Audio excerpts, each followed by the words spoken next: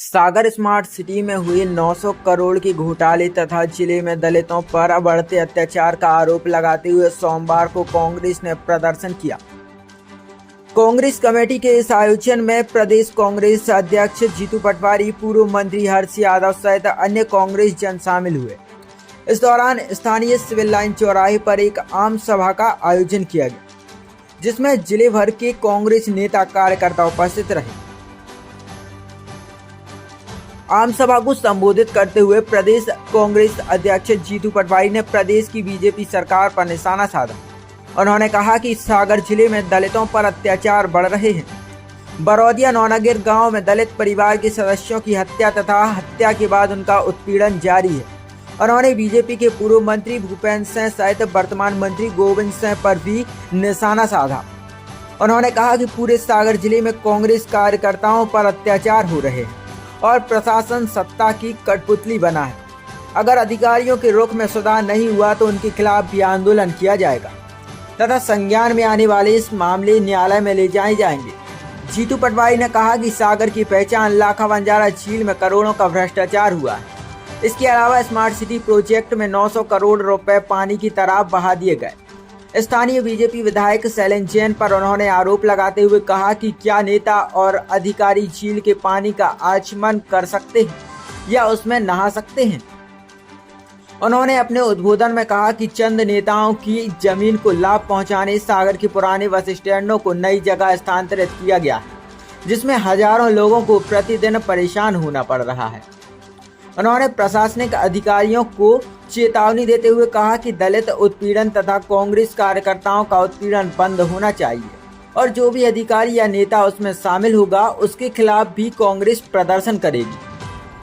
पूर्व विधायक एवं पूर्व मंत्री हर्ष यादव ने कहा, आज किसानों के बीच जाने की आवश्यकता है, उन्हें समझने की आवश्यकता है। पूरे जिले में यूरिया और डीएपी का संकट बना हुआ है और खुलेआम कालाबाजारी हो रही है। भाजपा के नेता और कार्यकर्ता चैन की बंसी बजा रहे हैं, किसानों का कोई सुनने वाला नहीं। पूरे जिले में शंखनाद हो गया है। जीतू पटवारी के नेतृत्व में आम लोगों पर अत्याचार होता है तो वह मंत्री हो या पूर्व मंत्री या भाजपा नेता हो, कांग्रेस पूरी ताकत से विरोध करेगी। आम सभा के बाद कलेक्ट्रेट का घेराव करने के ऐलान के तहत कांग्रेसियों ने एक जुलूस निकालकर स्थानीय कलेक्ट्रेट का रुख किया, लेकिन यहां प्रशासन ने बैरिकेड्स लगाकर तथा भारी पुलिस बल तैनात कर रखा था, जिससे कांग्रेसी कलेक्टर कार्यालय ना पहुंच सके और हुआ भी यही। कांग्रेसियों के जुलूस को बीच रास्ते में ही पुलिस ने रोक दिया। इस दौरान कांग्रेस जनों ने बैरिकेड्स लांघने की असफल कोशिश की। कुछ नेता कार्यकर्ता बैरिकेड्स पर चढ़ गए,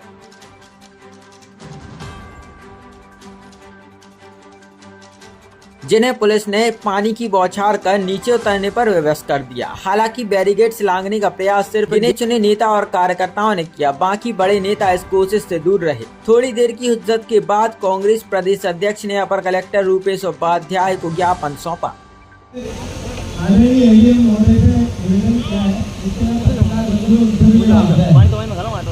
क्या हो रहा है आप लोग देख रहे हो। हम शांति से जाना चाहते थे, ये हमें वाटर कैनन और पानी की आवश्यकता नहीं, पर फिर भी जब हमारी ये हालत है तो आम जनता की क्या होगी। जो प्रदेश में अराजकता है उसकी राजधानी है सागर। क्या दलितों पर अत्याचार सबसे ज्यादा अगर कहीं होता है तो सागर है। हमने पहले कहा था कि हम धरना देंगे अगर आपने ढंग से कार्रवाई नहीं की। पिछली बार हमने कानून को, अधिकारियों को, प्रशासन को मौका पूरा दिया।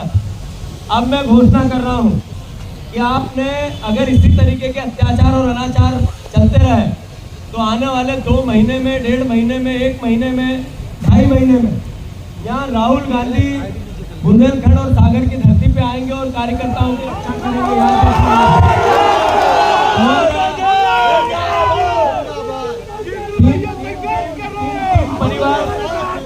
तीन परिवार के लोगों की हत्याएं हुई, लगातार दलितों पर अत्याचार हो रहा है।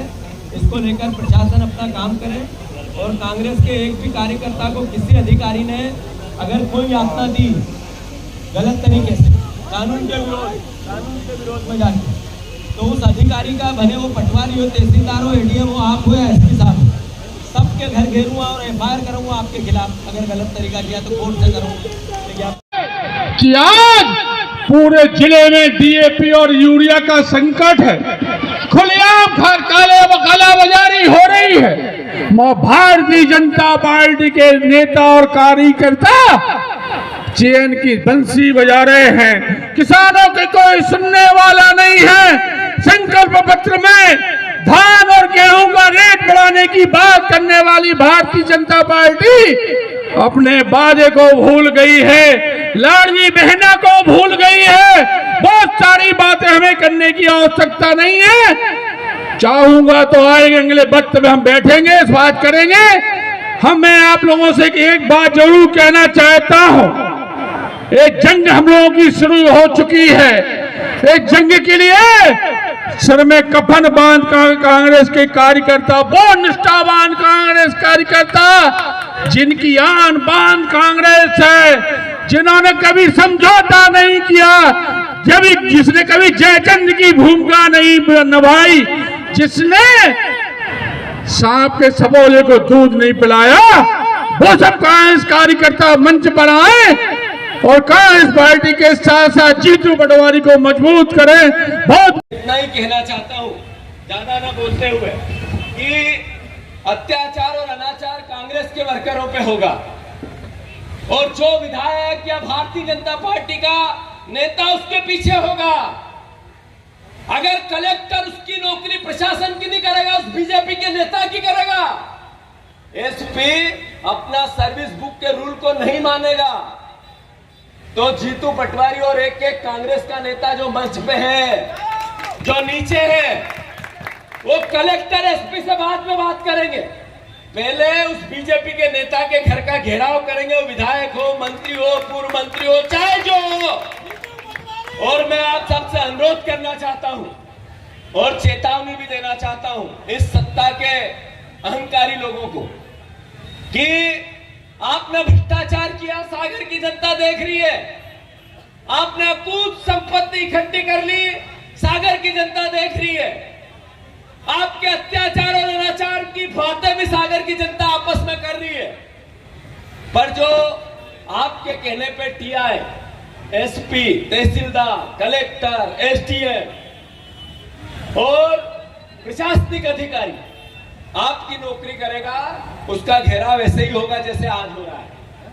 और उसके बाद कोर्ट में जाकर उस अधिकारी के खिलाफ एफआईआर लिखाएंगे। कांग्रेस पार्टी के कार्यकर्ता उसको भी नहीं छोड़ेंगे, नौकर नहीं बनने देंगे उसको, एक नेता का, बीजेपी का। और दूसरा, जिस नेता ने कांग्रेस के वर्करों पर अत्याचार किया, जेल भिजवाया, मकान तोड़े, उसके घर जाकर, उसके घर, खुद के नेता के घर कांग्रेस पार्टी का कार्यकर्ता, उसका प्रदेश अध्यक्ष जाकर उसका प्रदर्शन करेंगे, उसका विरोध करेंगे, बिल्कुल भी नहीं डरेंगे। तैयार हो कि नहीं हो? तैयार हो कि नहीं हो? मैं इतना ही कहना चाहता हूं कि आप मंत्री बने, आपकी सरकार बनी, आपने बहनों को 3,000 रुपए देने की बात कही थी, आपने 3100 के धान के बाद के भाव की बात की थी, आपने 2900 के 2700 के गेहूं की बात की थी। वो तो एक बीजेपी का नेता पहल नहीं करता है कि दिलवाएंगे, पर कांग्रेस के कार्यकर्ताओं पर यातना जरूर करेंगे, क्योंकि उन्होंने हमारे विरोध में काम किया था। रावण अमर था, नाभि में उसके अमृत था, सोने की उसकी लंका थी, न मरने का वरदान था। इतना ताकतवर, इतना ताकत लोग कि शंकर भगवान भी उसका वध नहीं कर पाए। भगवान राम, वनवासी राम, उस अहंकार को मारने के लिए, लंका को जलाने के लिए माध्यम बने हैं। इन अहंकारी नेताओं को मैं समझाना चाहता हूं, वो चाहे गोविंद सिंह हो, चाहे भूपेंद्र सिंह हो, चाहे बीजेपी का कोई और नेता हो, अहंकार रावण का नहीं रहा। आप तुच्छ व्यक्ति हो, अहंकार बंद करो। इस दलित परिवार की हाय ने आपको मंत्री पद से हटाया है। एक दिन इन्हीं गरीबों की हाय आपको सत्ता से भी बेदखल करेगी, करेगी कि नहीं करेगी? मैं इतना ही अनुरोध करना चाहता हूं, यहाँ उपस्थित सभी कांग्रेस जनों से।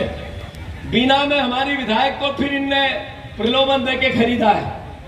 गोविंद सिंह पहले मंत्री बनने के लिए कांग्रेस जनों को धोखा देके गए हैं। बीना का चुनाव कांग्रेस की अस्मिता का चुनाव है, भी ये चुनाव नहीं कराना चाहते। वो हमारी बहन इस्तीफा नहीं देना चाहती है, पर हम कोर्ट से उसका इस्तीफा लेंगे और चुनाव लड़ेंगे और बीना जीतेंगे। जीतेंगे कि नहीं जीतेंगे? अरे आपके पास सत्ता है तो बंडा में, हमने खुरई में जिस तरीके से हत्याकांड हुआ, एक बेटे की हत्या की, उसकी मां को, उसकी बहन को छेड़ा गया, उसके साथ बलात्कार किया गया, मां को निर्वस्त्र करके घुमा दिया गया, फिर परिवार पर हमला किया गया। ये पिता है उसका, ये पिता। क्या गलती है, क्या गलती है इस परिवार की? मैं आप सबसे पूछना चाहता हूं, क्या गलती है इस परिवार की? क्या हालात है इसके?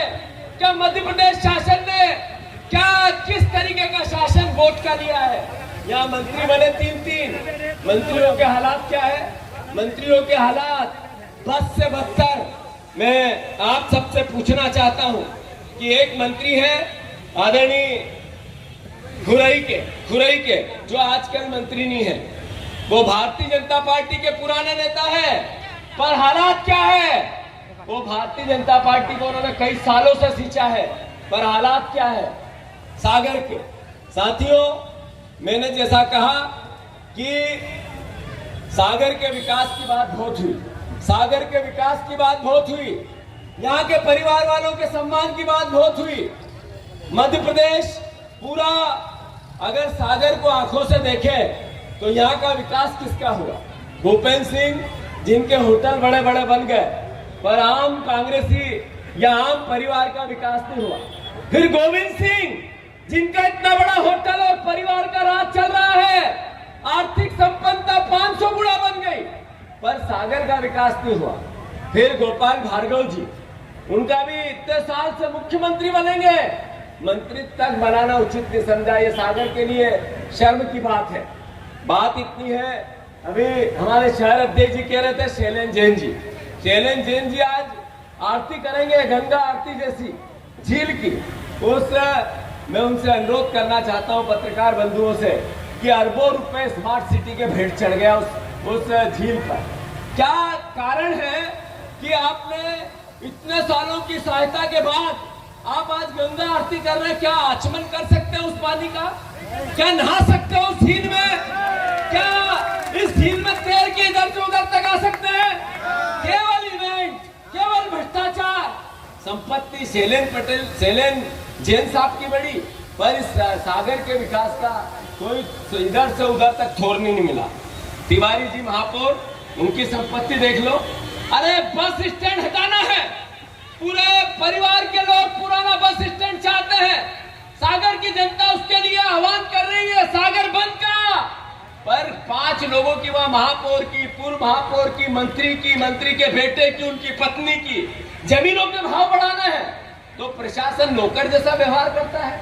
नौकर भारतीय जनता पार्टी के उन नेताओं का जिन्होंने जिस तरीके से इस सागर को लूटा, प्रदेश को लूटा, यहाँ पर लोकतंत्र की हत्या की, लगातार कांग्रेस के कार्यकर्ताओं को डराया, धमकाया और अलग अलग तरह की यातनाएं देने